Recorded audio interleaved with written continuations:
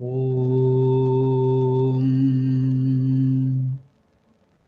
Sthapakaya cha dharmasya sarvadharmaswarupine avatara varisthaya Ramakrishnaya te namaha.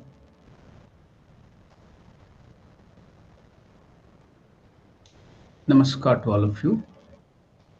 Welcome to the study of the lives of direct disciples of Sri Ramakrishna. Now we have started to study the life of Swami Subodhanandaji Maharaj, whose pre-monastic name was Subodh, and he was very lovingly called as Kokha, meaning a small child. Now we all saw that Subodh or Kokha, he came to Dakshineshwar without telling his parents. He was a young boy. With great difficulty, they searched the place of Ramakrishna and they met him. And now they have come back to the house. They had created a commotion in the house. After they came back, what happened in the house? Let us see. Subodh's parents had not seen him since the morning, and they were extremely anxious. They told their friends and relatives that Subodh was missing, and they all began to search for him. When Subodh returned home in the afternoon, he learned of the commotion he had caused. His grandmother bought sweets for him, and the women of the family bombarded him with so many questions. He told his weeping mother that he had been to Dakshineshwar to meet Sri Ramakrishna. On the following Saturday, Subodh and Kshirodh, his friend, fled from the school and hurried to Dakshineshwar. Now they knew their way, so nobody could stop them. They hurried to Dakshineshwar. Ramakrishna has told, either come on Saturday and or Tuesday because that is very good for Divine Mother. Now, the master's room, when they went to Dakshineshwar, was crowded with visitors. Peeping through the door, the boys saluted Sri Ramakrishna with folded hands. When Sri Ramakrishna caught sight of them, he raised his hands as a signal for them to stay outside. Now, in spite of the crowd, so many people waiting to hear the words of Sri Ramakrishna, the master asked the audience to wait and then went out to greet them. It was about 3 p.m. Sri Ramakrishna asked Rakhal, the future Swami Brahmananda, to bring some Ganga water, with which he washed his hands. He then took the boys to stairs leading to the Shiva temples at the south of his room. Now, in India, we have the tradition of washing our hands with Ganga water when we are doing some act of worship. So now in the puja, we have our Ganga water in the Kosha Kushi, also in our Uddharana, that Panchapatra, the copper vessel or the steel small lota, we keep a small spoon, so Ganga water will be there. After every step to purify our hand, we will be washing with that 1 drop or 2 drop of water our hands, that every step of the puja is over. Then before going to the next step, we wash our hands with Ganga water to purify our hands. Now, Mother Sharda Devi also used to, before doing any work, whether sweeping, whether mopping, whether cooking, or any work, she used to wash her hands with Ganga water. What is that? Indicating that every work for her was worship. For us, only puja, and when we go to the temple before offering flowers or any other thing to God, we wash our hands with Ganga water to purify. When we touch that Ganga water, we get that sense of purification in our mind. So Ramakrishna is also washing his hands with Ganga, asking Rakhal to bring that Ganga water, because now he's going to do something for him which is more than worship. What is he going to do? What is that worship he is going to do now? We all invoke God in the images, in the photo, in the icons. But now Ramakrishna is invoking that same God in the body of the human beings, because the Lord has already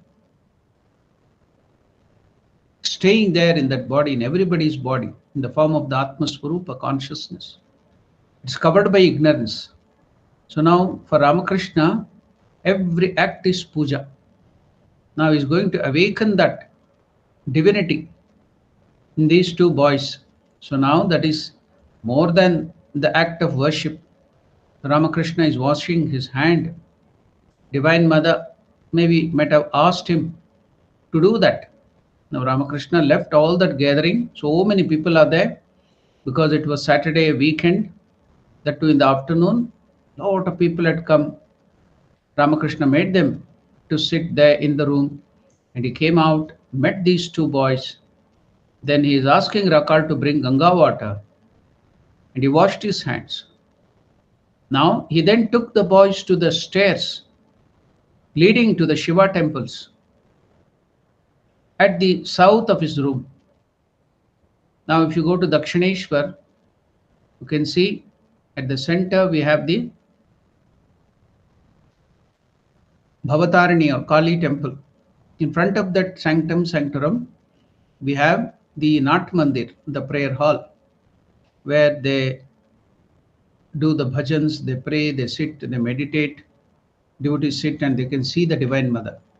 So in the sanctum, there will be puja, decorations, and all the other things will be going on. Behind the Bhavatarani temple, we have the Radhesham Mandir, Radha Krishna. Then towards the Ganga, from that temple towards the Ganga, there is a row of Shiva temples, 12, towards the Ganga side, where Ganga is flowing. And to one end of that Shiva temple is an opening to the Ganga, where people can come from the boat, from the Ganga river into the temple. And to the other end in that row, we have the office and other section. Now, the other side of the Shiva temple, that row, is the room of Sri Ramakrishna. Now you can imagine, because everything has to be meditated, Ramakrishna brought these two boys from that room of his towards this Shiva temple, and he made them be seated on the rows going up to the Shiva temple. So you have to imagine all these things. What did he do? He then took the boys to the stairs leading to the Shiva temples. At the south of his room, he sat cross-legged on the floor and asked the boys to sit down also. He then bade them unbutton their shirts. After that, to stick out their tongues, loll out, stick out the tongue like this. So now, what did he do? The master first wrote some mantra with his fingertips on Kshirod's tongue and stroked his body from the navel to the throat. So it is the chakra, our Kundalini, which is in the Muladhara, with a little, very little, minuscule iota of awakening. The Divine Mother there in the form of the sleeping snake, the Kundalini power,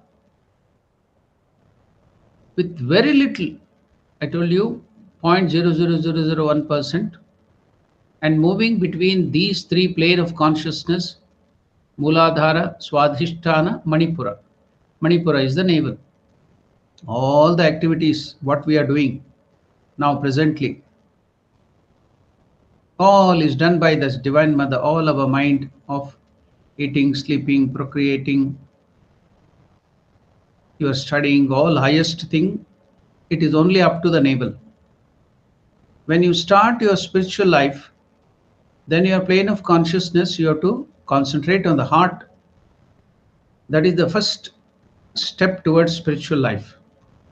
So from the navel, which was only worldly activity, up to the worldly activity, our mind, which is only at this level, now has to be risen up to that heart level. What is that heart chakra? From the Muladhara, it is Anahata chakra. So don't pronounce it as Anahuta. It will, Anahuta means danger, accidents or danger.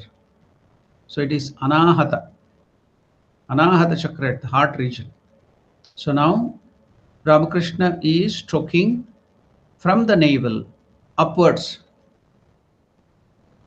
so that your consciousness, level of consciousness, the Divine Mother Kundalini, the power, will raise highwards, upwards towards the heart region and towards the upper region, where you will start having spiritual progress. So now, what did Ramakrishna do? The master first wrote something, wrote some mantra with his finger tips on the Kshirod's tongue, and stroked his body from the navel to the throat. This is Anahat Vishuddha Agna Chakra Sahasrara. From the navel up to the throat, he stroked his body from the navel to the throat. He did the same to Subodh also, saying, what did he say? Awake, Mother, awake, Divine Mother, awake, you are sleeping there. Awake, awake, at the command, at the words of Sri Ramakrishna. What happened?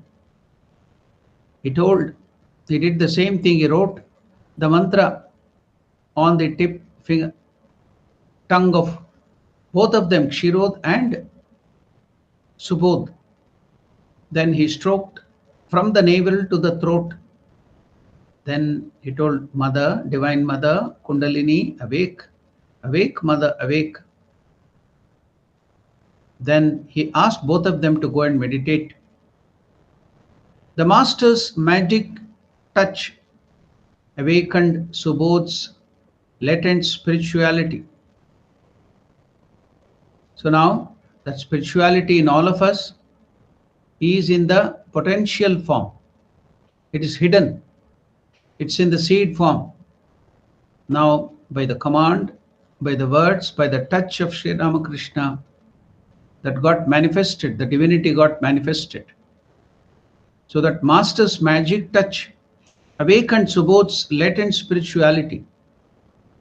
No sooner had he begun to meditate than Subodh's whole body trembled, and he could feel a current. What is current? Flow. Flow of anything. Water is flowing, it is water current. Air is flowing, it is air current. Electricity is flowing, electric current. So now the spiritual current, the air, the current, and he felt the current rushing along his spinal column. So now we have this Merudanda, spinal column. We all have from the top of this area, the Sahasrara. That's why we have the Shika here, exactly on the spot of Sahasrara, where the backbone comes and meets here, the head. Then going down, it's the backbone. What is the shape? In the center, it is a hollow canal. It's called Sushumna Nadi. On the left is Ida, on the right is Pingala. They are solid nerves from which all the other nerve endings from the brain go to the different parts of the body. So Ida and Pingala. Pingala. Center is the hollow canal. So now this is the Sushumna Nadi, Sushumna canal. So outside that is the backbone. So rows of bone, lumbar. So there'll be so many, the doctors, the orthopedicians give the number, lumbar bones. So from the top, there are so many small bones like a spring covering this up to the bottom. The last bone at the point where we have the Muladhara, it's triangular in shape, Mula Shungata. So that's why it's called Mula Shungata. Shungata means triangle. So it is in the medical term called as coccyx. So there we have this Kundalini in that Muladhara. The divine power, the divine mother, Kundalini Shakti is there like a coiled up snake in that place, end of the backbone, coccyx. So now the current of this Kundalini, the power of this Kundalini Shakti, its power. So that will be flowing only from Muladhara up to the navel. That is Muladhara, Swadhisthana, Manipura. That's all. It does not go up. Only a small portion of this. Now that current, because of the touch and command of Sri Ramakrishna, it got awakened. Only a small minuscule 0.0000001% will be doing all the work which we are seeing. Now because of the touch of Sri Ramakrishna and the command of Sri Ramakrishna, that divine mother Kundalini awakened and started flowing. The current started rushing upwards above the navel to the heart region, towards the throat region in that hollow canal. You know, Swami Vivekananda gives the example of the lightning. So suppose you have to make the electricity flow. There should be a conductor. It should be through the wire. So likewise, all the nerve currents, the thought current, the nerve currents, they are electromagnetic or waves or electromagnetic energy. They flow through the nerves. But what about the Sushumna hollow canal? How does this power that is empty, hollow, nothing is there? How will it flow? When you create a very high potential difference, you know, during the lightning, the charges in the cloud, either positive or negative, there will be that static charge will get collected, too much of it. And Mother Earth is the grounding agent, it is ready to absorb all the electrons. So here, either in a tree or in a human being or a building, it may create the opposite charge. So there, the negative charges, electrons, which have collected on the clouds, at the clouds, will now start flowing. There's no any conductor, you see. It is just atmosphere. Because of the heavy potential difference, too much of difference there, the energy, the created, for making the way for the electricity, static electricity to flow. They tell the heat generated will be even greater than the sun. We see that heat is generated in the sun is too high. It gives heat to all our world. Even because of that heat, the molten lava inside the earth is become, even iron, metal, everything has become liquid and flowing. But the lightning heat is more powerful than this, they tell. So it creates so much of that potential difference. Even in the empty space, atmosphere, the electricity will be flowing down to the earth. So now, because when you purify your mind through spiritual practices, you create very high that difference. So the Kundalini from the Muladhara will be awakened and start flowing up. So that can happen by the grace of the Guru, grace of God, by your self-effort, intense spiritual practices. Now you can see the Guru's grace Master's grace, Sri Ramakrishna, by his touch and his command, he has created that high potential difference. And now the Kundalini, the power, that infinite power is awakened and started flowing through the hollow canal without any conductor. So the Master's magic touch and that command awakened Subodh's latent spirituality. No sooner had he begun to meditate than his whole body started trembling. Now you can imagine, it is not now story. Don't hear it like a story or read like a novel. You have to feel. You are the hero. Now when you go to the movie, as you all identify with the hero, and if hero is get hurt, you also get hurt. Some people you should see in the cinema, if that villain or somebody is coming from behind to hit him, they'll be shouting, hey, he's coming from behind. They're so much identifying with that. They don't think it is a drama or it is just a cinema. They identify with that. Likewise, now you start identifying with Subodh. You are there. Now you have been taken by the Master Sri Ramakrishna near that Shiva temple, made to sit on the floor. Ramakrishna has touched you and he has wrote that mantra on your tongue. Now you have gone to meditate and now the Kundalini is awakened and it's coming up. He also commanded, awaken, commanded. Ramakrishna commanded that word, awaken, mother, awaken. Kundalini, awaken, awake, awake, mother, awake. So all that you can feel for yourself.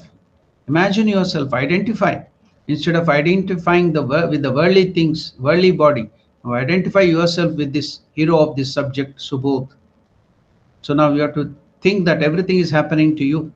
The Master's magic touch awakened Subodh's latent spirituality. No sooner had he begun to meditate than his whole body trembled.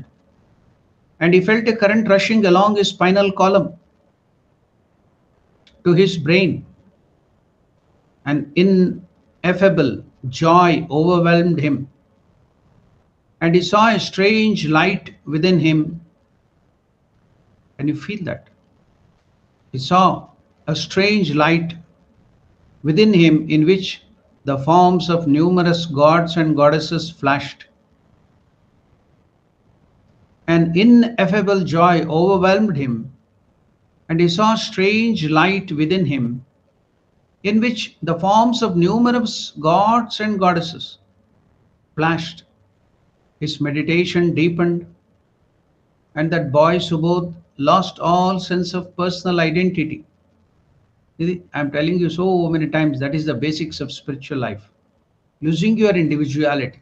What is your individuality? You have a bundle of character. So many different habits. So many karmas you do. All that karmas makes an impression. So after repeated action, it makes a habit. Repeated habits, it makes character. So, who are you? You are a bundle of character. So that bundle of character which is there in the latent form or the potential form, causal form, is called the samskara or the vasanas. So that is at the causal body, that is your causal body. See, causal, which causes everything. That is causing all the karmas, all the things which you are doing, likes and dislikes, pain, enjoyment, everything. That is the causal body. It is there in that latent form. We have studied yesterday in the Mandukya Upanishad. Every day we are studying in that Mandukya Upanishad. There in the potential form, that is in the Sushupti, the deep sleep state. So your body and the world is in the potential form, everything, the desires, the everything, the karma. So from there, that gives rise to, because of these desires, it gives rise to your dream, your awakened state, and the awakened state experiences gives rise to the dream. So everything is in this causal body.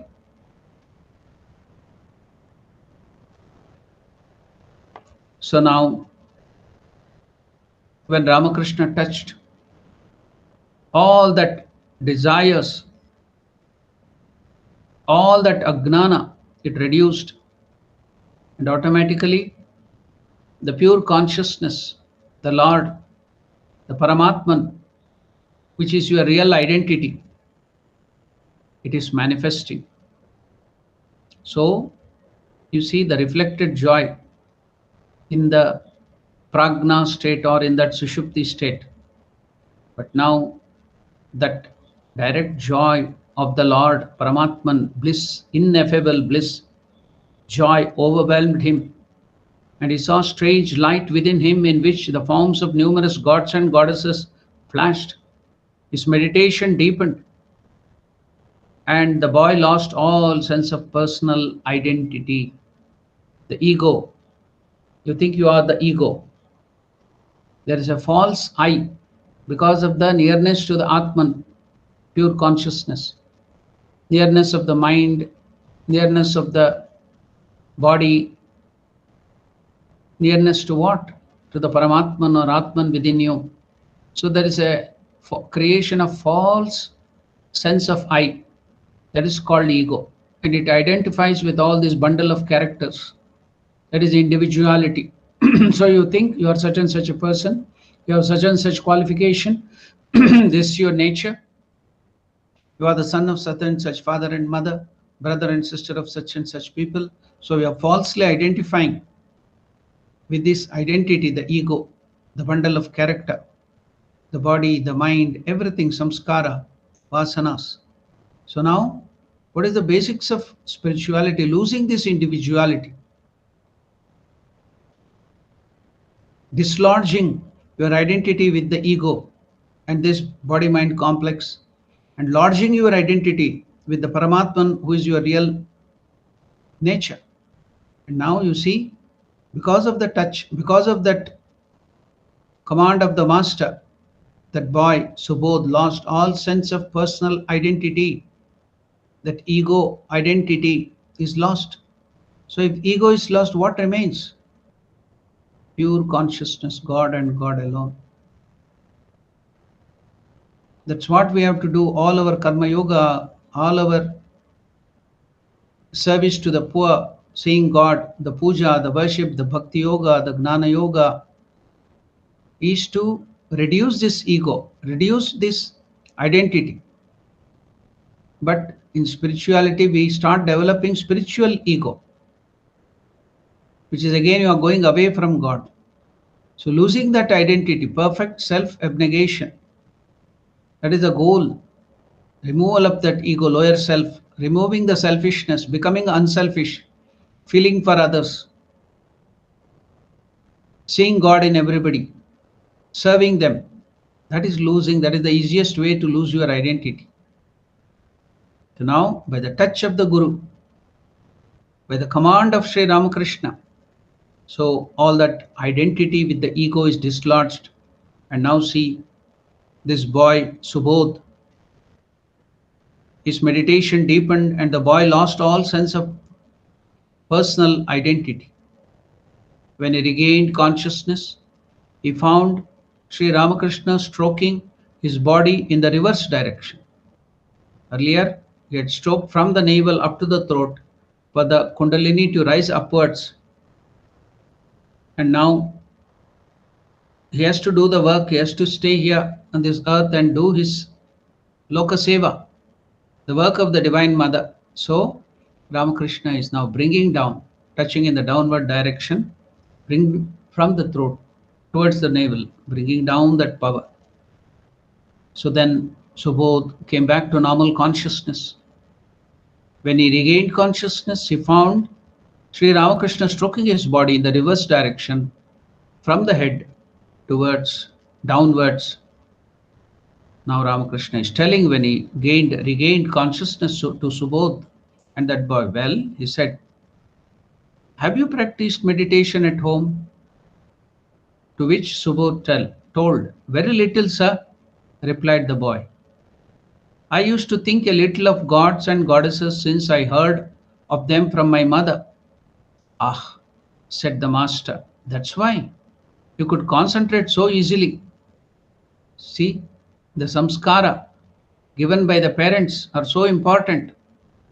We parents now or so become so secular, only money making.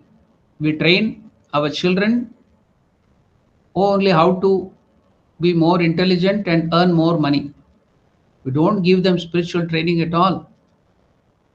Our fathers, our mothers, in our Purvashrama, we have seen even in India many families telling them stories from Ramayana, Mahabharata, Bhagavata, all the Puranas.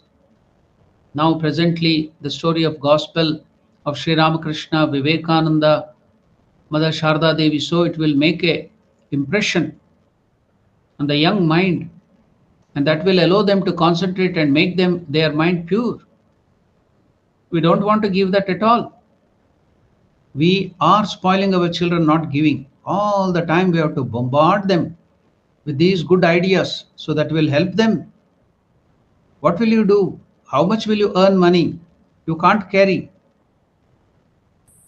In the end, you have to leave everything to somebody else. But the spiritual thing, the punya which you have earned in the form of the merit, will be always following you. Even the papa, the bad things also will follow you. So should you make only the bad things to follow you? Don't you want the punya, the spiritual practices to follow you always? See, now Ramakrishna is accepting, telling that yes, since your mother had told you the stories of gods and goddesses, so that helped you. And now you complain, many of you complain, oh, we don't get concentration at all, we don't have any visions of gods or goddesses, it is blank and we get sleep. Why? Because your parents have not given you these things. You also have not put the effort. I've heard, oh, let us read all these things in our old age, why to do all this in this young age, now only to enjoy and make money. Then now suddenly you want that it should happen everything. How can it happen? All these years, all these lives, you've taken your mind in some other direction and suddenly now you want to turn it. Will it happen? So it take a long time. See, now the role of the parents are so important. The role of the parents, the teachers. Now Ramakrishna asked, well, he said, Subodh, have you practiced meditation at home? Very little, sir, replied the boy. I used to think a little of gods and goddesses, since I heard of them from my mother. Mother, the role of the mother is very, very important. Very lovingly, in a different way, cajoling the child. You have to give these ideas of spirituality of gods and goddesses constantly. Money making is automatic. Enjoyment is automatic because it is there in the genes. It is there in the mind to go down. Automatically the mind, just like the electricity or the water, where will it flow? Downwards, wherever there is least resistance. So should we train the monkey to climb the tree? It is natural to it. Should you put a ladder for the monkey to climb the tree? It could climb by itself. So likewise, our mind automatically goes down to the worldly things. Should you train it to make money and to go and enjoy the worldly things? It is naturally there. What is the then role of the parents? To purify the mind, to give them spiritual training, to tell them about gods and goddesses. That is very difficult. Just like the sun, through his heat, he lifts up the water. The nature of the water is to go down, flow down. But the heat of the sun converts that water into vapors and lift it upwards and make the clouds, and he takes it to some places and pours down as the rain to help the world. Likewise, our parents, our gurus, our teachers, they have to lift our mind to higher states, towards the purer things. Making money, enjoyment, worldly things, it is there in the genes. It will take them naturally. Just like the water and the electricity and the air current flows down, our mind also will automatically flow down. You need not train for that. But see the wonder, the parents are training for that. The parents train the children for flowing down to make money, enjoyment, only that. And they tell they are so great secular. They have done wonderful job. They have spoiled the children. They have troubled the children. Instead of giving the spiritual knowledge and good thing, good samskaras, They have destroyed their life. And old age, when they are married, they will push away the parents, they will not treat them properly. Old age home. So you have trained them for money, yes, they will go after money, and no moral values, no respect towards the father and mother in their old age. Once they have stopped earning money, they are useless now. So they'll dump them in the old age home. Who did it? You did it. You have not properly trained your children. So here, see, Ramakrishna is telling, I used to think a little of gods and goddesses since I heard of them from my mother. Ramakrishna is telling, said the master, that is why you could concentrate so easily. So that's why you can concentrate your mind so easily, because of your mother's that story and good things about gods and goddesses. Then Sri Ramakrishna asked Kshirodh if he had seen or felt anything. When the boy replied in the negative, the master said, all right. You will do so later on. It will happen to you after some days, not now. But because of the training of the mother, giving the pure things to the child, because his mind was already pure, so that could easily go up and get all that spiritual visions and concentration of the mind. So now you imagine what the parents have to do. What is the role of the parents?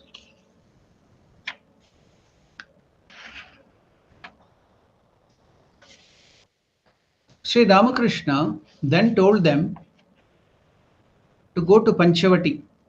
Pancha means 5, Vata means tree. So 5 different tree. The banyan tree, the people tree, that is, people tree is Ashwatta. Banyan tree is the Vatavriksha. Ashoka Vriksha. Ashoka is not the modern tree which we plant for the show. Ashoka Vriksha is the Vriksha under which Mother Sita was sitting in the Ashokavana. So in India also you can find them. So I had bought that Ashoka Vriksha and planted all these Panchavati in the place where I was looking after the educational institution, Ramakrishna Vidyarthi Mandiram. There was a place, so I had planted all that in particular direction. Towards the east, where the sun rises, it should be the Ashwatta. North is the Bilva Vriksha, Bilva. So like that, in another direction is the Ashoka Vriksha. Then the Amalaka, the Indian gooseberry, Amalaka, in one direction. So they should be in the same radius, concentric, one center. They should be on the radius of the circle. And then at the center, you should make a place for meditation, a seat. So if you sit there and meditate, then you get a lot of concentration and you can do wonderfully well in spiritual life. That is given in Skanda Purana. Ramakrishna had planted this Panchavati in Dakshineshwar. He used to sit and meditate under that. So now he had done all his spiritual practices 12 years there. So that place was replete with spirituality, concentrated spirituality. So now he is asking Subodh and Kshirodh, go to that Panchavati and sit and meditate there. Ramakrishna then told them to go to Panchavati and meditate while he returned to his room, because so many people are waiting there. It was Saturday. Now these two children, they did not know where Panchavati was. So they went to the Kali temple for meditation. First of all, these two children are new. They do not know what is Panchavati. They do not know much of the Dakshineshwar temple. So they thought Panchavati and go meditation means to go to the temple. Instead of going to the Panchavati, which was outside, even now if you go to Dakshineshwar, you can find that place. So instead of going to Panchavati, because they didn't know, so they went to Kali temple for meditation. Afterwards, they went to Master's room. When they took leave of him, they were given some refreshments. Ramakrishna would never forget to give them prasad of the Divine Mother and also Ganga water to drink. So the prasad will purify the mind. What is the meaning of prasada? In Bhagavad Gita, Lord Krishna tells, Prasade sarva dukkhanam hanirasyo pajayate Prasanna chetaso hyashuhu buddhif paryavatishtate. Prasade sarva dukkhanam hanirasyopa. Sarva dukkhanam, all the dukkha, sorrow, pain, sarva dukkhanam hanihi, it will destroy prasada. How? Why? When you eat that prasada, what now present day, what you do? You are aware of the taste only. For the taste, something sweet or something you fruits. But in reality, when you take the prasada, where is this prasada from? Which god or goddess? You think of the goddess or god, then eat it. Then you think of God. Meditate on God, because automatically which God's prasada? Oh, Ramakrishna's prasada. Puri Jagannatha prasada. Then you remember Krishna. Oh, Kashi Vishwanatha prasada. Vishwanatha, you remember. So the thought of God in your mind removes all the sorrows. Hanihi asyopa dukkha prasade sarva dukkhanam hanihi asyopa jayate. Prasanna chetaso hyashu. Prasanna chetasah. Your mind will become prasanna, happy. Buddhif paryavatishtate. Prasade sarva dukkhanam. So that is the meaning of prasada. But we give, okay, even if you eat without the knowledge also, that will do you good. But more good will be done when you think of the God which that prasada belongs to. So now, so Ramakrishna, every time when somebody comes, he used to give that prasad, refreshments to eat and Ganga water to drink, that will purify their minds. You know, Puri Jagannatha Prasada, Krishna's image is there, relics is there in Puri, Orissa. So there they give offering of rice to Lord Jagannatha Krishna. Afterwards, they will dry it up in the sun. After drying, when the water content goes away, it doesn't get fermented or it doesn't get spoiled, stale. It will be as it is, because the water content has gone away, so the bacteria and virus will not multiply. The sunlight have killed it, so it will not ferment. So it will be there as dry, brittle rice. So the offered rice has been now converted into dry piece of rice. So now they will pack it and give it to the devotees, because devotees come from long places. Many people cannot visit, so they can take and give it to them as prasada. Here I have seen Sharda Prabhananda Maharaj getting it from Puri Jagannatha, and he takes it every day, breakfast or food time, he takes it. And he will also put that Puri Jagannatha Prasada into the food which is prepared for the poor people, so that they will also get that devotion. Ganga water also he pours. So Ramakrishna used to stealthily hide that Puri Jagannatha into the sweets or some other thing and feed it to whom? Narendra was of Gnana type, no Bhakti, Gnani, all cutting asunder all this thing, denying everything, Neti Neti Marga, only the Parabrahma, Nirakara, Nirguna, no devotion to gods and goddesses in the beginning. So is to stealthily feed him. Inside the fruits or sweets, this Jagannath Prasad. Why? Because he will get devotion, bhakti. Buddhif parivatishtate, prasanna chetasu hyashu buddhi, it will transform your mind. So Narendra will get bhakti. So if you eat that prasada, many people will ask us how to gain more devotion. Such thing. Then thinking that I will get more bhakti, don't go on eating more sweets and fruits, offering it to God. I have to take prasada in a little quantity every day and remember God. That is more important. Then I will get more bhakti and don't go on eating laddus and sweets and fruits and other things, offering to God, and it may cause indigestion or something, whatever. Here, you have to go to the essence, read between the lines, get the spirit of the teaching. So it gives you bhakti, devotion. So now Ramakrishna gave them refreshments before they left. He again asked them to take carriage fare, because they have to walk long distance. But he told, you can take carriage fare from here, go by horse carriage or by boat. But Subodh declined. The master said to Subodh, Subodh, there is a teacher who lives near your house. His name is Mahendranath Gupta, Yam. Master Maharshi, who is Mahendranath Gupta, is the recorder of the Gospel of Sri Ramakrishna, Kathamrita. So he lives near your house, Mahendra Yam. He often comes here and he is a good man. Go to see him now and then. And also come here now and then. Subodh made no reply because he was not certain that he would be able to see Mahendranath Gupta. Like a child, Subodh would freely discuss his personal problems with the master. He would not hide anything. He was innocent, like a child. That's why he got the name Kokha, Bacha. Kokha means small child. So like a child, Subodh would freely discuss his personal problems with the master. No hiding, innocence. He just opens his heart. One day, when Subodh informed master about his fear of ghosts and darkness, he told, I have that fear of ghosts. He didn't hide it. Everything he would open up with master. So one day, when Subodh informed Sri Ramakrishna about his fear of ghosts, Sri Ramakrishna pressed his thumbnail. He pressed his thumbnail between the eyebrows. From then onwards,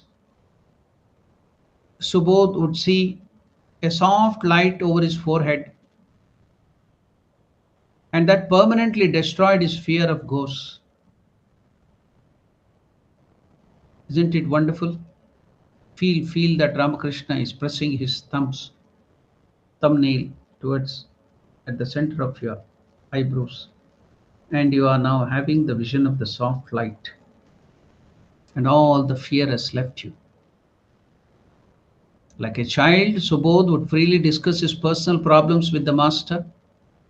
One day, when Subodh informed the master about his fear of ghosts, Sri Ramakrishna pressed his thumbnail between Subodh's eyebrows. From then onwards, Subodh would see a soft light over his forehead, a soft light, and that permanently destroyed his fear of ghosts. As Subodh was very close to his mother, that is biological mother, he went to her and told her about this vision of the light after Ramakrishna touched his at the center of the eyebrows with his thumbnail. So he went to his mother and told her about the vision of the light. Now, the biological mother of Subodh, she said, my son, my dear son, you are fortunate, you are very, very lucky, you are very fortunate. But don't divulge it to others. Why? If you divulge your spiritual visions, your spiritual experiences to others, what will happen? You will lose it if you do so. If you tell it to others, you will lose your spiritual visions and experiences. So you should not divulge it to others. Mother was also very adept in spiritual life. She could know that. She told, do not tell it to others.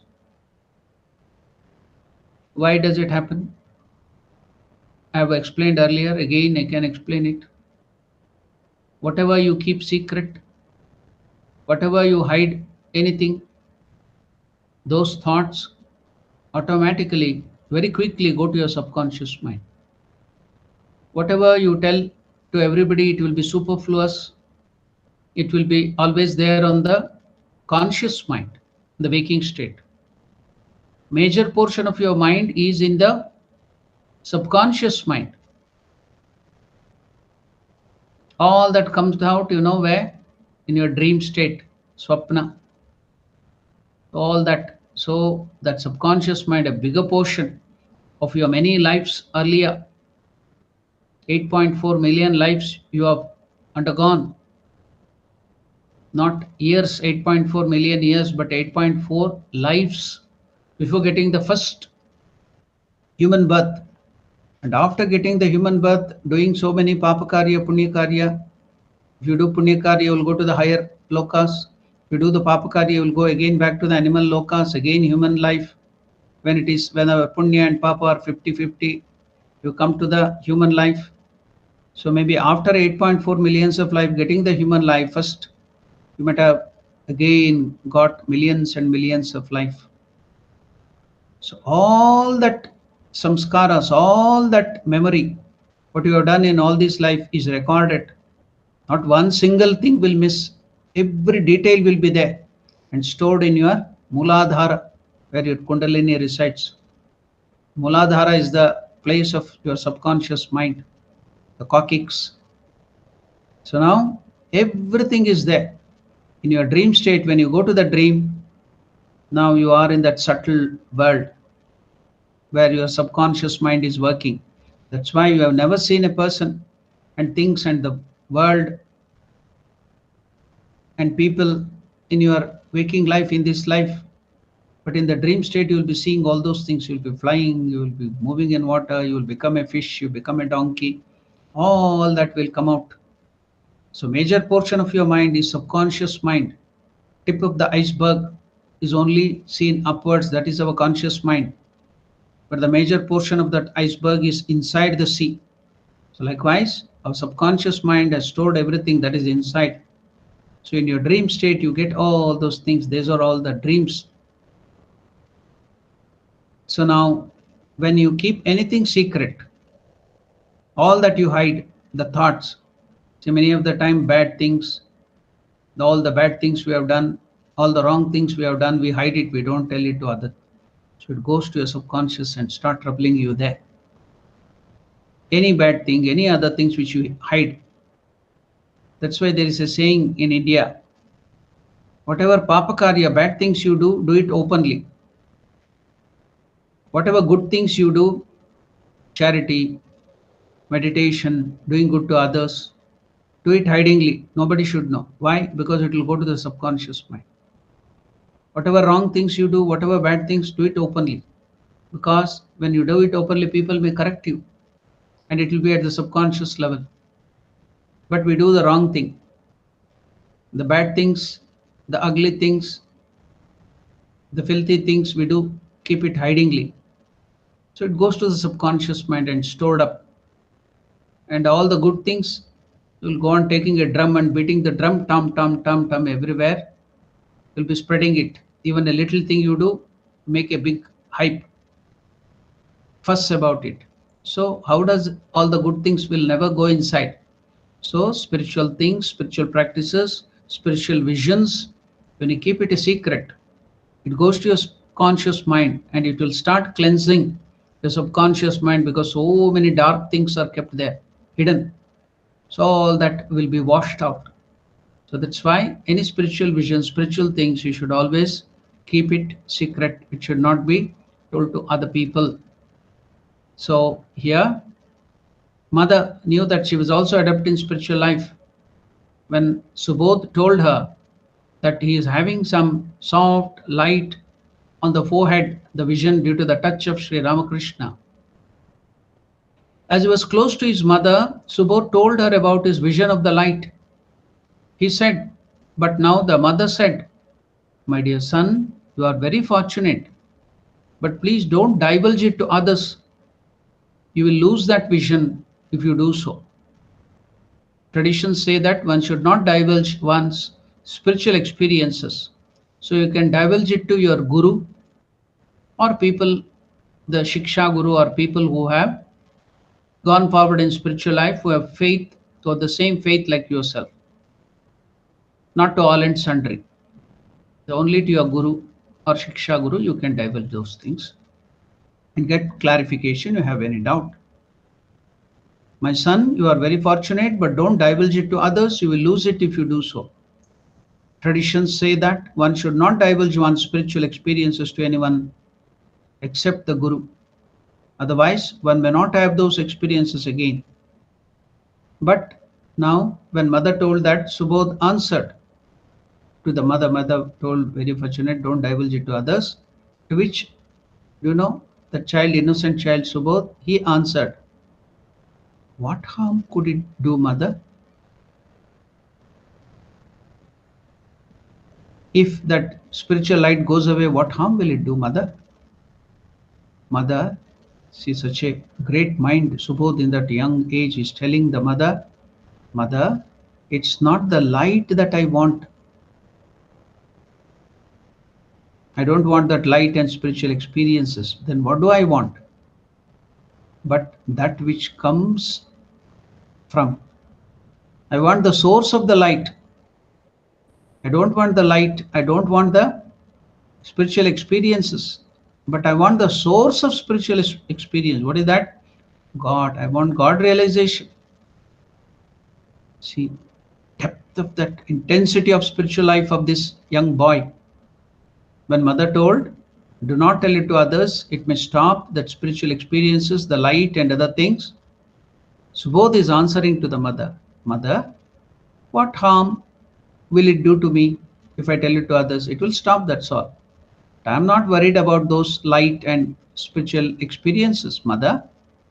It's not the light I want, but that which it comes from. Where does all that light come from? Where that all experience come from? Your own Atman, your own pure consciousness, God, the Paramatman, the Narayana, the Shiva, or that Ishvara who is within you. So I want that source of light, the source of all the spiritual experiences I want. I don't want that light, but I want the source of that light. So you can see how that in young age, Subodh, have you ever thought about this? Such ideas never crossed our mind, you see. What a great personality. You can see who is Subodh now. Now, after these experiences, then why will you go for the worldly science, the breadwinning education? Why do you get the lower education, the apara vidya, science, mathematics? He was expert in adapting mathematics. Now, why do you get that vidya? For breadwinning, for earning money and getting luxuries, enjoyment of the senses. But when you get the spiritual joy, when you have gone up, so then how can you go for these worldly things? Subodh lost interest in his studies. He preferred to be with Sri Ramakrishna because you are getting the highest goal of life. All the others are very small, puny, subsidiary goals in life, earning name and fame, job, money, marriage, children. They're all very small things. But the spiritual thing or the realization of God is the highest, topmost, which includes everything. So now Subodh lost interest in his studies. He preferred to be with Sri Ramakrishna and to spend time in meditation, prayer, and repeating the name of God. Some days Subodh was late in returning from Dakshineshwar. So the parents had arranged for private tuition classes, even now you can find that. And his private tutor had to wait for him. One day the tutor indignantly said to Subodh, you are neglecting your studies. If you are not punctual, the next time I shall report it to your father. When that tutor, the tuition teacher, angrily told this, I am going to report this to your father, Subodh replied, what will my father do? He does not read. It is me who is going to read. He does not read. It is I who am supposed to read. I don't have the desire for these things. None can force me to read. But please come as usual. I shall study whenever I have time and the inclination. See what an answer. What confidence, self-confidence. Is not hurting, is not egoistic. See the reply. You can see in every word. When the tutor indignantly said to Subodh, you are neglecting your studies. If you are not punctual, the next time I shall report it to your father. Very coolly, Subodh replied, "If you report it to my father, what will my father do? He is not the one who is going to read these subjects. It is I who am supposed to read it. If I don't have the desire, none can force me to read. But please, sir, but please come as usual. I shall study whenever I have time and the inclination." The tutor was surprised, and out of duty, he went and complained. He reported the incident to Krishnadas, the father of Subodh. The anxious father remarked, "Oh, it's a matter of concern. But it is better not to push too much pressure on him. Why? Because I have noticed that whatever he reads attentively." Yam Mahendranath Gupta visited Master at Dakshineshwar on 31st August 1885, and Sri Ramakrishna said to him, what did Sri Ramakrishna tell Mahendranath Gupta when he visited on 31st August 1885? "Mahendra, two boys, they come here to me." Mahendra, two boys come here. The two boys came here the other day. One of them was Subodh. He is Shankar Ghosh's grandson, great grandson. The other is Kshirodh. He is his neighbor. They are very nice boys. That means pure in nature, not touched by the worldly things. They are very pure. They are nice boys. I told them I was ill and asked them to go to you for instruction. Please look after them a little. To which Mahendranath Gupta replied, "Yes, sir, they are our neighbors." After returning home, Mahendranath Gupta Yam sent a letter of invitation to Subodh. However, that boy Subodh did not go to Yam, to Mahendranath Gupta, thinking it is meaningless to receive spiritual instructions from a householder. He is enjoying everything, wife, children, and all the worldly enjoyment. And what spiritual instructions will he give? What can I get from the householder? If I have to get spiritual instruction, I should get from the sannyasin or the guru who has renounced everything, all the worldly things. What will a householder give me spiritual instructions? Was the thought of Subodh. However, Subodh did not go to Yam.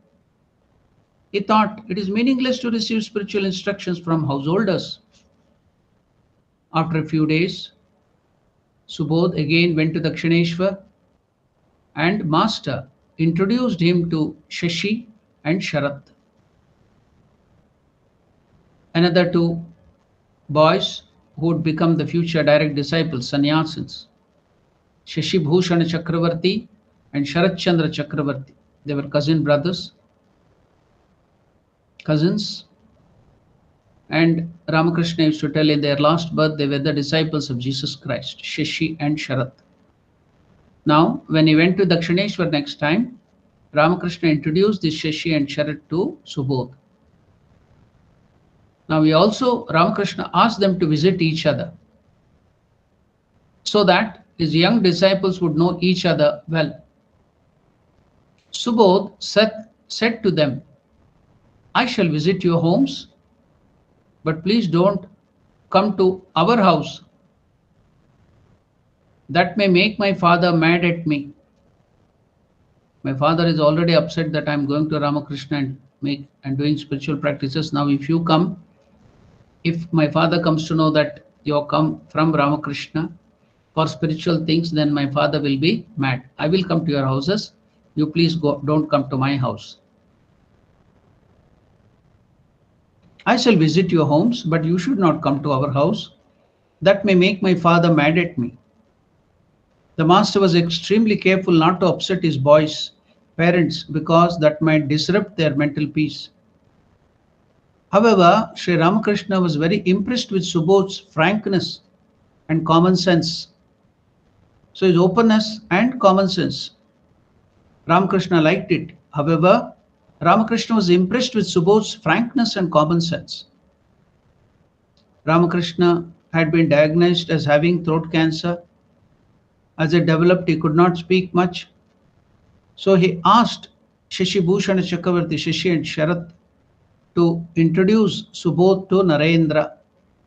Narendra, who would become the world famous Swami Vivekananda. So Ramakrishna asked Sharat and Shashi to introduce Subodh to Narendra, whom Ramakrishna had made the leader of the young group. After some time, Master asked Subodh, Mahendranath Gupta's house is very close to yours. Then why did you not call on him? Why didn't you not go to his house? To which Subodh replied very calmly, Sir, Mahendranath Gupta hasn't been able to renounce his family. What could I learn about God from a householder who has not renounced? Immediately, Master started laughing. Immediately, the Master said with a laugh, Oh, Rakhal, did you hear what this rascal Koka said? A rascal is Sala. এই সালা খোকা কি বলছে দেখো রাখাল দেখো দেখো কি এই সালা সুবোধ কি বলছে. So that has been translated. That is a Bengali word. Now that has been translated sala as rascal. So Ramakrishna immediately he laughed and told, Oh Rakhal, did you hear what this rascal Koka said? He was pleased to see Subodh so stern in his renunciation. So much strong renunciation. So seeing that Ramakrishna was pleased to see Subodh so stern in his renunciation. But he corrected him, but he said, But my dear child, Mahendranath Gupta won't talk about himself. He will only tell you what he has learned from me. Mahendranath Gupta tells only whatever he has learned from me. He will not tell anything worldly. So you can go. And you should see that Master Mahashaya or Mahendranath Gupta also used to tell, whatever I tell is not anything about my thing. I have taken a picture. Yeah, picture means not the drawing of the picture, but picture. That is the vessel. I have taken the vessel to Sri Ramakrishna. I have collected the nectar of the words of Sri Ramakrishna and I distribute that nectar to all that serve. Nothing is mine. It is all Ramakrishna's, whatever I tell. So here Ramakrishna is also telling that he was very pleased to see Subodh so stern in renunciation, but he said, Mahendranath Gupta Yam, he won't talk about himself. He will only tell you what he has learned from me. Don't hesitate to go to him. After a couple of days, when Subodh finally went to see Mahendranath Gupta, he was so frank and direct, could not hide anything. He relayed this conversation in his blunt way. He told everything. I told Ramakrishna, what will I learn from Mahendranath Gupta? He's telling it on the face of him. He's a householder. What can he tell about renunciation? He has not renounced anything. And how can I get anything about God from him? So all that conversation, he openly told it to Mahendranath Gupta itself, and Ramakrishna told this. No hiding business at all. He's open and frank. So after a couple of days, when Subodh finally went to see Mahendranath Gupta, he relayed this conversation in his blunt way. What did Yam Mahendranath Gupta? Did he get angry? No. Yam said humbly, he was very humble. Mahendranath Gupta said humbly, it's quite true. I'm nobody. But I live beside the ocean of knowledge that is Ramakrishna. But I live besides the ocean of knowledge and bliss that is Ramakrishna. And I keep a few pictures, the vessel of that water with me collected from Ramakrishna. When any guest comes, I offer them that knowledge from the picture which has been collected from Ramakrishna. What else am I to talk about? There's nothing mine, it is all Ramakrishna's. Mahendranath Gupta Yam continued talking and shared his experience with his young student. You see, my dear child, you see, after I met the master, all my university education became insignificant. Mahendranath Gupta was highly educated, he was the teacher. He's telling, you see, my boy, after I met master, all my university education became insignificant. When I got my degrees, I felt I had learned everything in this world. But after I talked to Sri Ramakrishna, but after I talked to the master, I realized that all my academic knowledge was nothing, but ignorance and ignorance. That knowledge is true knowledge. Mahendranath Gupta is telling Subodh, that knowledge is true knowledge, which removes ignorance and helps one to attain God, Parabrahma Swarupa, Brahman. This one sentence of Sri Ramakrishna, Mahendranath Gupta is continuing, telling to Subodh, this one sentence of Master's removed my pride of learning. I wondered how people could become proud of their trivial university degrees. What a beautiful thing Master Mahashaya or Mahendranath Gupta is telling. We have to read it again and again. All of us, we get this ego with some degrees and master degrees and PhDs, and go around, our head will be reeling in all 360 degrees after doing these degrees. Yam is opening our eyes. Mahendranath Gupta continued talking and shared his experience with his young student. You see, my boy, after I met master, all my university education became insignificant. When I got my degrees, I felt I had learnt everything in this world. I know everything. But after I talked to master, Sri Ramakrishna, I realized that all my academic knowledge was nothing but ignorance and ignorance. Then what is true knowledge? That knowledge is true knowledge, which removes ignorance, ajnana, and helps one to attain Parabrahman God. This one sentence of Master's. What is that sentence of Sri Ramakrishna? That knowledge is true knowledge, that is the word of Ramakrishna. That knowledge is true knowledge which removes ignorance and helps one attain God. This one sentence of Master removed my pride of learning. I wondered how people could become so proud of their trivial university degrees.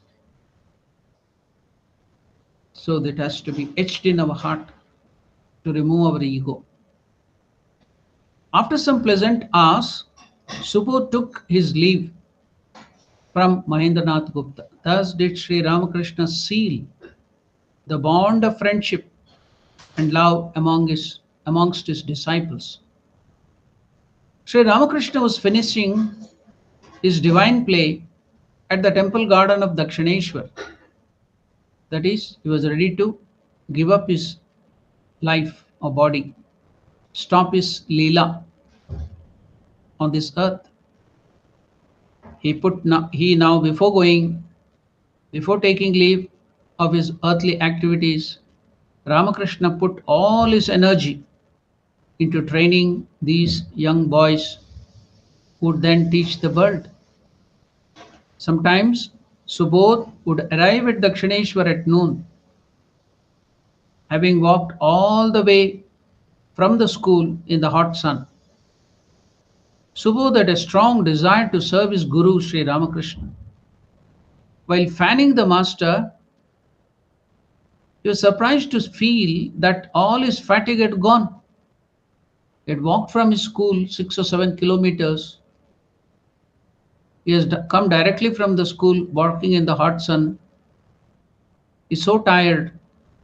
He had a great desire to serve his Guru, Sri Ramakrishna. He had a strong desire to serve his Guru. So he used to be fanning or doing the physical service, massaging his feet. Now Subodh is telling, while fanning Master Sri Ramakrishna, he would feel that all his fatigue, tiredness had gone. The master could not bear for Subodh to fan him while standing. So he asked Subodh to sit on his bed and fan him. Like a loving mother, like a loving father, at times, the master took the palm leaf fan himself and he would fan Subodh, his disciple. The master, like a mother or a father, took the fan from the hands of Subodh and he would fan Subodh. Master took the palm leaf fan himself and fanned Subodh. Sometimes Ramakrishna would talk to Subodh about japa, meditation. Japa is repetition of God, which we have to do, all of us. So Ramakrishna is telling about japa, meditation, and brahmacharya, celibacy, keeping your mind pure of the sexual thoughts, celibacy. And he would also test his faith and devotion. Sometimes he would also test Subodh about his faith and devotion. On one occasion, Sri Ramakrishna touched Subodh's body and blessed him. And what did he tell? What did Sri Ramakrishna tell? My dear child, by my touch, today I have taken away the lust from your mind. What a wonderful thing. On one occasion, the master touched Subodh's body and blessed him. And he told Subodh, my dear child, today I have taken away all the lust from your mind. What is this lust? Kamaha, intense desire to enjoy the worldly things. And the maximum manifestation of that lust is to enjoy the body of the opposite sex. So why is it so dangerous? It will increase your body consciousness, your identity with the ego, with your body. And it will make you forget about God. That is a maximum deterrent from going towards God. Now, in Bhagavad Gita, when Arjuna asked Sri Krishna, "O Lord, we don't want to commit sins. We don't want to do wrong things. But something in our personality, but something in our mind forces us to commit these sinful acts, forces us to do bad things. And what is that, my Lord?" When Arjuna asked Sri Krishna, Krishna is telling in the Bhagavad Gita, Sri Bhagavan Vacha, Kama Eshaha, Krodha Eshaha, Rajoguna Samudbhavaha, Maha Ashano, Maha Papma, Vidyena Miha Vairinam.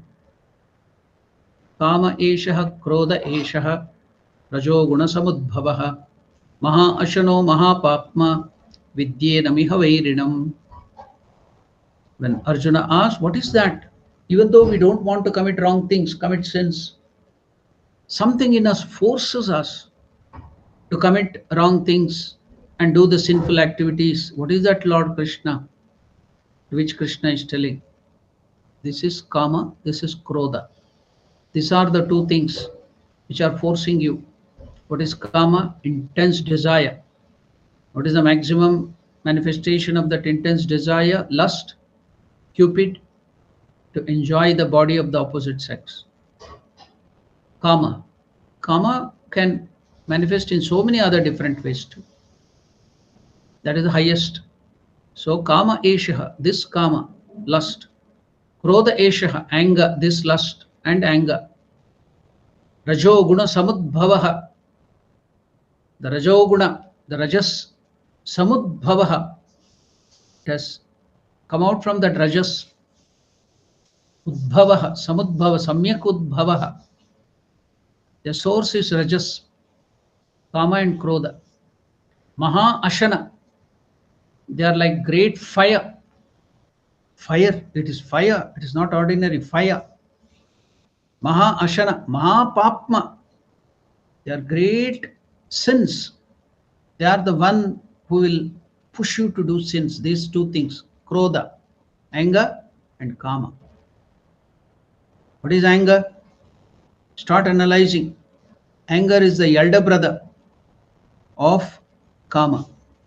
When you have intense desire to enjoy, when there is some obstruction, then you get angry. So concentrated lust is anger. If you are getting angry, now for certain Krishna is telling that is because of your lust. So the two great enemies. Tells Maha Ashano, Maha Papma, Vidyena Mihavairinam. Know for certain they are your enemies. Not outside, some people are your enemies. They are within you. These two things. There are other enemies too, but these are the major enemies. Vidyena, know for certain, Vidyena Mihavairinam. Krishna tells. Kamaha Krodha. That means you have to give it up. And Ramakrishna, by the touch today, to Subodh is telling today, I have removed all the lust from your body. Why? That is the greatest sin. That is the greatest enemy. So everything is being told. So many secrets are being out. If we don't learn, we go on increasing our desires. Anger. So much angry. My God. You've seen people, how they shout. They ill-treat the family, their children. Anger is the worst enemy. Knowing this, we can't give it up. Just like Kaurava. When Krishna told, give that 5, they say, why are you behaving like that? You know what Kaurava replied? Janami dharmam, nachame pravrittihi. Janam adharmam, nachame nivrittihi. I know what is dharma, what is right, but no inclination to do it. I know what is adharma. I am committing all the bad, but I don't want to give it up. Kaurava. So you are like Kaurava. And the Lord is telling, Krishna is telling, Ramakrishna is telling, lust is dangerous, anger is dangerous, Kama is dangerous. We go on increasing, we do the same thing. Just like Kaurava. Then face the consequence. I know what is dharma, I don't want to practice it. I know what is adharma, I'm doing it every day, but I don't want the inclination to give it up. Kaurava told that. Duryodhana told this to Krishna. And Krishna told, okay, that is the case. If you keep fire, if you keep your hand in the fire, what is the consequence? You have to burn, suffer the consequence. That's all. So that's what we are learning. So many great things. You have to put it into practice. Remove these enemies. If you go on increasing your anger, if you go on increasing your karma, it will destroy your life. Vidyena Mihavairinam. Krishna is telling, know for certain that they are your enemies. And when Krishna is telling, know for certain that is they are your enemy, Kama and Krodha, anger. Anger is the concentrated lust. Big brother, elder brother of Kama. You don't want to give up anger and lust. You want to nurture it in your body, which will burn you. It is fire. It will burn your life. So be very careful. All these things, it should go deeper and give it up. Every day we have to practice, give up anger. Be considerate. See the Lord in everybody and serve them. Do not get angry. So we shall stop our conversation here. We have another 7 minutes left. We will continue our study of the life of Swami Subodhananda Ji Maharaj tomorrow. So now if you have any questions, or doubts on what we have discussed today, you can ask. Any questions? Any doubts?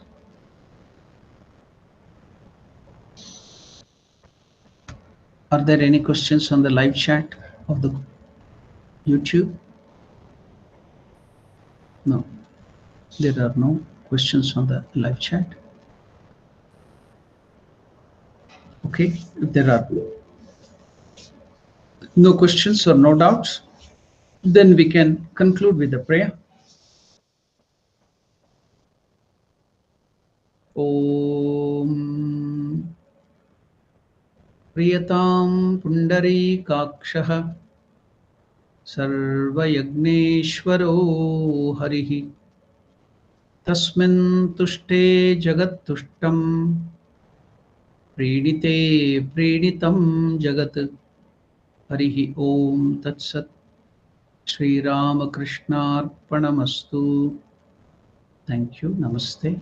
Om Namo Narayanaya.